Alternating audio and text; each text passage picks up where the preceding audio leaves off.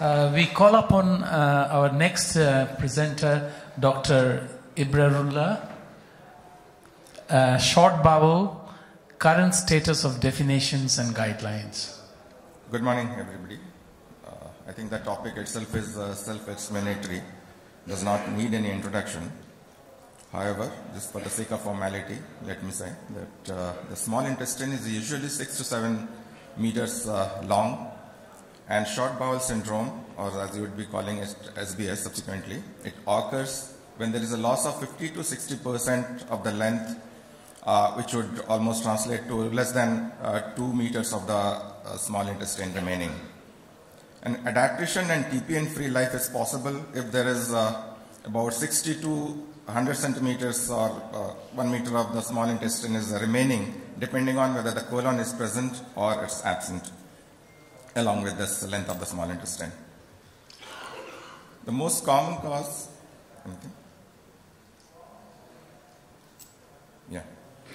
the most common cause in adults particularly is the mesenteric ischemia that we just heard, or recurrent Crohn's. This is particularly significant in Western countries, not in India, and malignancy, massive resection following malignancy or trauma. Of course, there could still be the intact small intestine, yet there it could be functional short bowel syndrome when there is a non-functional mucosa, as in radiation enteritis or in a refractory screw. Depending on the segmental loss of the intestine, this has been classified into 3 types. Type 1, where there is major jejunal resection leading to jejunal-ileal anastomosis. The type 2 is a major jejunal-ileal resection where you have a jejunocolic anastomosis. And type 3, when there is major ileocolic resection and ending up with end jejunostomy. This diagram is particularly important because this gives you an idea about the various sites or the site-specific hormone secretion as well as absorption of the nutrients. Suffice it to say that duodenum is important because this is where the cholecystokinin and secretin are released. Jejunum is important for digestion of all fat, sugar, and amino acids. Distal ileum is important for absorption of the bile salts as well as vitamin B12. And some amount of absorption also occurs in the colon. This is how it happens. And the usual manifestations of SBS or the pathophysiology is basically based on the fact that there is loss of absorptive surface, there is loss of site-specific absorptive surface, there is loss of ileocecal valve, there is increased intestinal transit time, and decrease in the intestinal hormone production.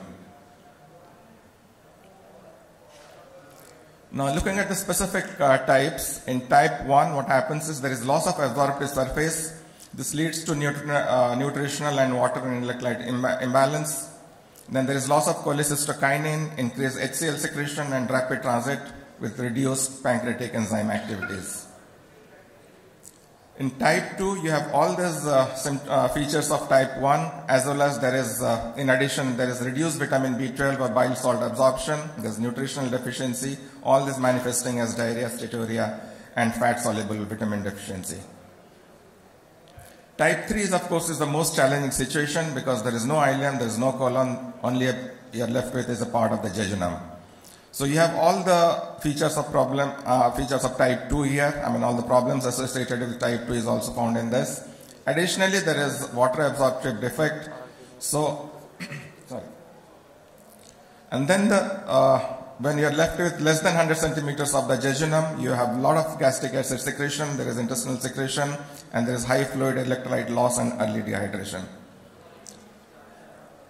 Adaptation procedure, this is very important. This starts as early as 24 hours and continues till about 2 years time. And here it passes basically through 3 phases. One is the acute phase, which lasts for about 3 months. And then adaptation phase, which which can continue up to 1 to 2 years. And then there is maintenance phase, that's the long-term consequence of this. In the adaptation phase, there is increased blood flow leading to mucosal hyperplasia, increased script and villi in the ileum, and increased absorptive area. And there is gradual increase in the length and diameter and wall thickening of the small intestine. And there is differentiation of enterocytes at the microvilli level to increase the absorption of electrolytes. At colon level, there is fermentation of the undigested carbohydrates leading to short-chain fatty acids, and that is how it gets absorbed. And during this adaptation phase, there is decrease in the transit time and increased contact time. This also further enhances absorption of the nutrients. And this adaptation procedure is important, that this adaptation procedure is facilitated by presence of nutrients in the lumen. This is emphasizing the fact that oral nutrition or oral intake is very important for the process of adaptation. In the acute phase, the stoma out could be as high as 5 liters per day. There could be life-threatening dehydration and electrolyte imbalance.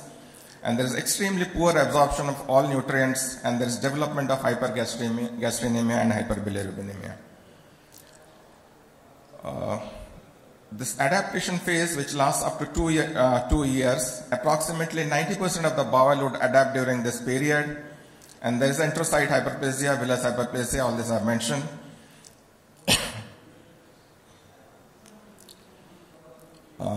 And it's important to note that the maintenance phase, like up to 2 years, whatever has to happen would happen during this time, that the absorptive capacity of the intestine is at its maximum. And it's by now clear that nutritional and metabolic, whether the patient can be maintained on oral feeding or he is committed to receiving supplemental nutrition or complete nutrition for the rest of his life. These are some of the long-term implications, or you might call them complications of short bowel syndrome. That is hypergastrenemia, which might lead to peptic ulcer. Then there is central venous catheter-related infections, stoma-related complications, and parenteral nutrition-related complications as well. Some of the patient might develop gallstone in the long run because there is loss of distal ileum, there is loss of bile salt and stasis due to prolonged fasting and parenteral nutrition. And there could be renal stone formation also because undigested fatty acids binds with calcium, releasing the oxalate.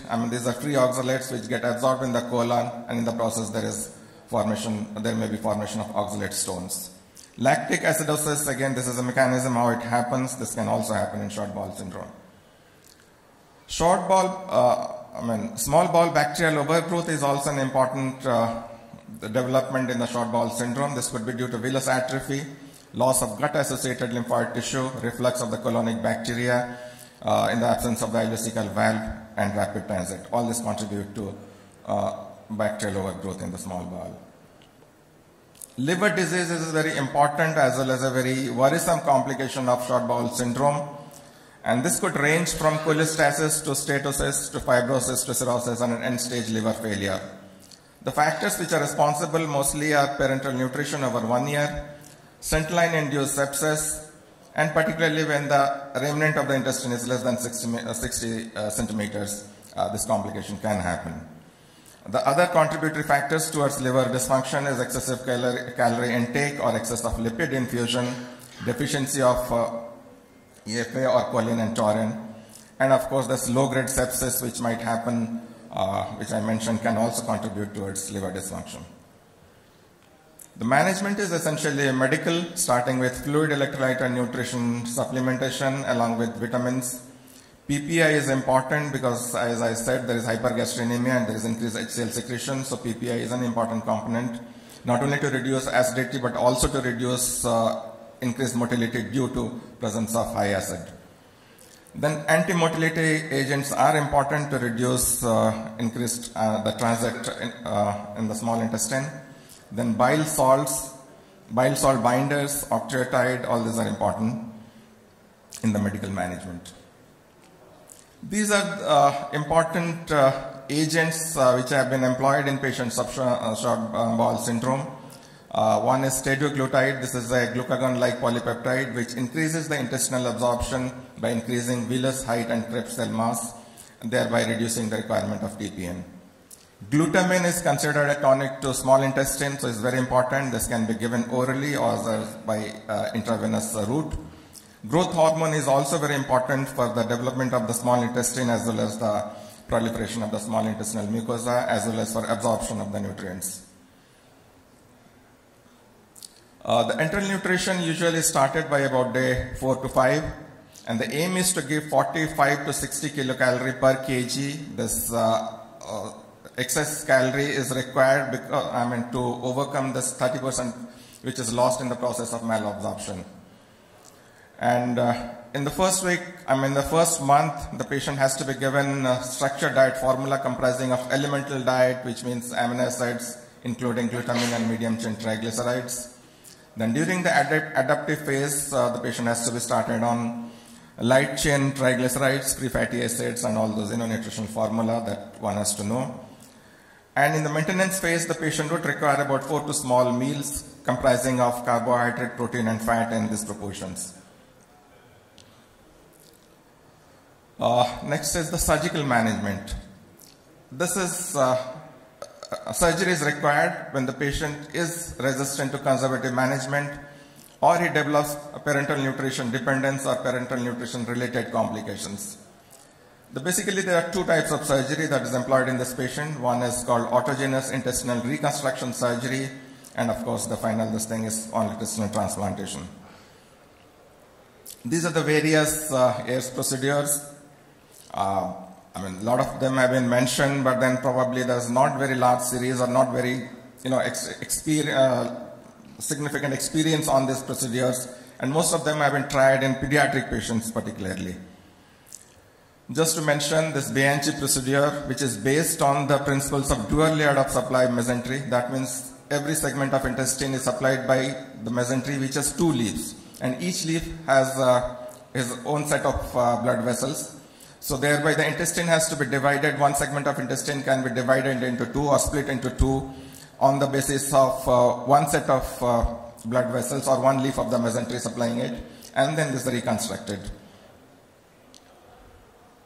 Similarly, this is step procedure of the serial transverse enteroplasty, where the mesentery, where the staplers are fired partial circumference of the intestine in a staggered manner, and eventually what you have is something like this, lengthening of the small bowel achieved by partial firing of the staplers.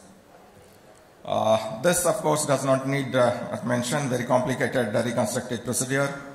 And of course intestinal tapering and valve or interposition of the antiperistaltic loop all have been tried, but not with much success. And what has probably come as the treatment of choice for the patients who require surgery is transplantation. And the indications are intestinal failure, associated liver disease, parenteral nutrition failure, recurrent central line induced sepsis or impending liver failure, thrombosis or non-availability of central vein access, alteration of the growth development, etc. So this is the treatment of choice or the surgery of choice in patients of short bowel syndrome is the isolated small bowel transplantation or a composite transplantation for patients who have additional irreversible liver failure. So this small bowel transplantation would be covered by our next speakers. I'm not going into details of that. Thank you so much. Thank you very much, Dr. Ibrarullah. It's a pity that we are missing out Dr. Gaurav Chobal's presentation, and he is engaged in a transplant which has come, so he is unable to attend. Now, I would like to ask Dr. Ibrarullah, have you got any experience of small bowel transplantation? No, I'm not a transplant. Anybody in the hall? Professor Nundy, current status? Can I ask whether Indians are different from others? Because we have a lot of experience of people with short bowel, and they're very poor and they can't afford parenteral nutrition long term. And we've written up things like distal refeeding, and if the ileocecal valve is there, then they can survive. But the interesting thing is that we don't need only 3 feet of bowel. We can do with less, I think, than 3 feet. And I remember at least 4 or 5 patients, we've done a jejunocolic anastomosis who survived up to 1 year. And in one person who I saw last week, who only had 1.5 feet and anastomosed to the colon, jejunum, he has gained 1.5 kilograms in weight and back at work. And I think that when I was abroad, I did a lot of work on colonic adaptation from intestinal resection. And we found that bile acids were absorbed in the colon, and colonic mucosa underwent hyperplasia, and they not only absorbed electrolytes and water, but they absorbed nutrients as well. Do you think Indians are different? I think that we shouldn't go according to Western things of having 90 centimeters or 100 centimeters. We can do with 60 centimeters. So as I mentioned, That's the reported length. I mean, that's the 60 centimeter is the smallest reported length where the patient survived, along with the colon, of course. He had his colon intact. When the colon is absent, probably 100 centimeters is the smallest length that's compatible with long-term viability. Yeah, we want to do some research on this. Personally, I don't have such experience. Probably I might have had 5, 6 or so these cases of short bowel syndrome, but most of them survive for some time, but I can't say how long. Doctor? So hi, Dr. Naimish here from Gangaram Hospital. So we were probably one of the first in the country to do small bowel transplant, including living donor intestinal transplant in the country way back in 2011. But that has its own pitfalls. And the chairperson had some questions for small bowel transplant. You were trying to ask some questions. So again, as Dr. Nundy has already pointed out, in our unit, we first do try, if possible, try and salvage, you try and refeed. And in some cases, we have also gone ahead and done a jejunocolic anastomosis. And transplant is something which needs to be reserved as much as possible, because in terms of immunological response, it is much higher in the small bowel. And you'll need to have repeated endoscopies, biopsies to rule out the graft rejection. So all this monitoring is much more than what you see for a solid organ transplant. Namesh, thank you for that, but I think we'll first cover Dr. Ibrarullah's talk. There was a question from the chairperson regarding the small bowel. We will ask you questions, so don't go away. Dr. Sandip, please. So, I just want to comment on what Dr. Nundy raised, that whether they survive on smaller length of small bowel which is available. And we have also a similar experience. As a matter of fact, I was quite convinced that one of our patients may need a small bowel transplantation, and we referred them to a place where it can be done. And I was pleasantly surprised to see him a year later going on quite well and gaining weight, doing well, and apparently no longer a candidate for transplantation. So I think whatever bowel you have, you would need to restore continuity, do all the measures that everyone is recommending, and see, and each one may respond a little differently. There may be different adaptation in a lot of patients, and a lot of patients may do well despite a so-called smaller length of small bowel available in these patients. Agree, sir. I think Dr. Ibrarullah has clearly said. Try to retain the isolexical valve. That is very important, particularly, This enteral autonomy will ultimately occur if we are able to tide over this 3 to 6 month period, and if we have ileocecal valve. Sir, I just wanted to reiterate what Dr. Sadiq had just said, that it's very important that we put intestinal transplant as the very last option, because we have been licensed for, and we are looking for a patient that we can do, and we have admitted several patients over the last 2 years where we thought that we will do an intestinal transplant or living related. But to our pleasant surprise, we went in, our dictum is that we would restore the continuity once the patient is stable and see how he behaves. And we lost only 1 patient out of 8 or 9 that we have encountered during the last 2 years. And even with small lengths of bowel, firstly, the operative notes may not be very accurate. You have to talk to the operating surgeon if the patient has been referred from outside. And even then, despite that, you go in and you will find a length of bowel which would fit into the criteria like 60-100 centimeters. And whatever the length, whether the IC valve is present or not, that is not in your hands. You try to reconnect the bowel and see the outcomes over the next 3-4 months.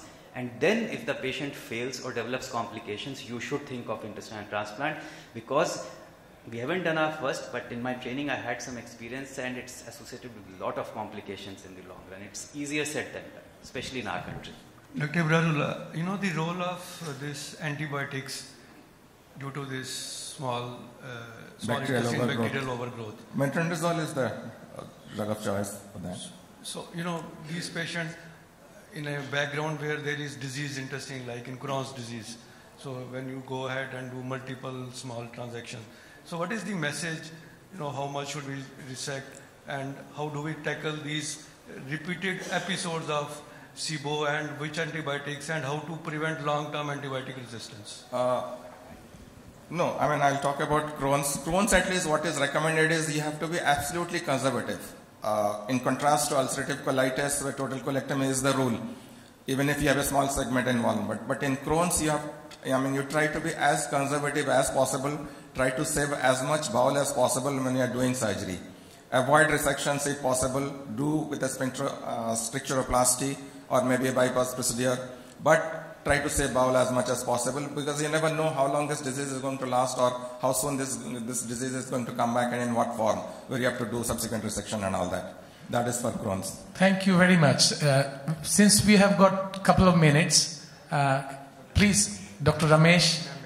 Namesh, please, you just carry on as you were stating about the small bowel transplant. There was some query raised by, so I just, in response Namesh, to the question is, like Dr. Shalin said, that if they wait long enough, these patients and restore, these patients probably would achieve enteral autonomy. So how long would you recommend to wait in these patients before you take up? What are the clear-cut? So again, when the small bowel transplant, you need to first find out a short gut syndrome. These patients are on most likely TPN. They have sometimes been operated in the past, multiple times abdominal surgeries have been done. They may have collections. So we have had a lot of patients who were referred to us for intestinal transplant but had got frank collections in the abdomen. So there are a lot of criteria. The selection criteria are very, very stringent.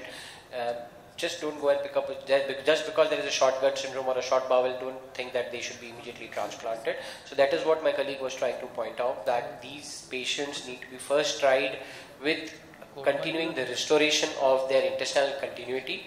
That is the primary aim. You need to try and wait for a few months if at all. So they should be sepsis free. That's point number one.